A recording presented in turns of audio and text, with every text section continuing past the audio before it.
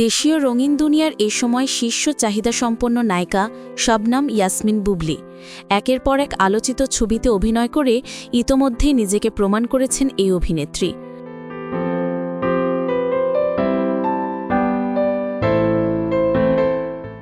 বর্তমানে একমাত্র ছেলে শেহজাদ খান বীরকে সঙ্গে নিয়ে যুক্তরাষ্ট্রে অবস্থান করছেন তিনি।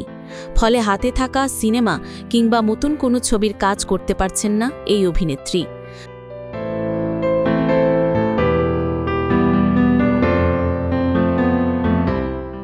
তবে বুবলি অভিনীত কয়েকটি সিনেমা মুক্তির অপেক্ষায় রয়েছে। যুক্তরাষ্ট্রে যাওয়ার আগে রাশেদা আক্তার পরিচালিত শাপলা শালুক সিনেমার শুটিং করেন বুবলি। এতে তার বিপরীতে অভিনয় করেছেন অভিনেতা সজল নূর। পাশাপাশি তার অভিনীত পিনিক ও সর্দার বাড়ির খেলা সিনেমা দুটি মুক্তির জন্য প্রস্তুত রাখা আছে।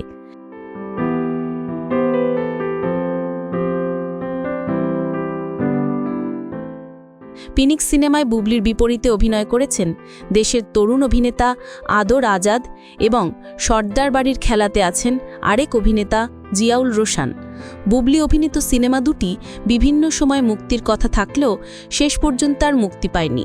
তবে কবে মুক্তি পাবে তারও ঠিক নেই। এমনকি সম্প্রতি শেষ হওয়া শাপলা শালুক মুক্তির কোনো ঘোষণাও এখনও আসেনি।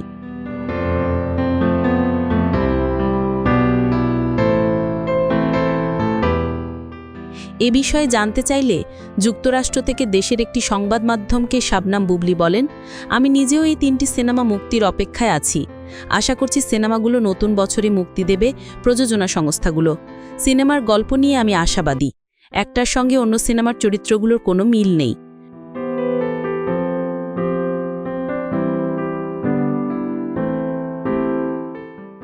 সব মিলিয়ে ঢাকাই সিনেমার ভক্তদের এখন একটাই প্রত্যাশা, শীঘ্রই প্রিয় নায়িকাকে বড় পর্দায় দেখতে পাওয়া।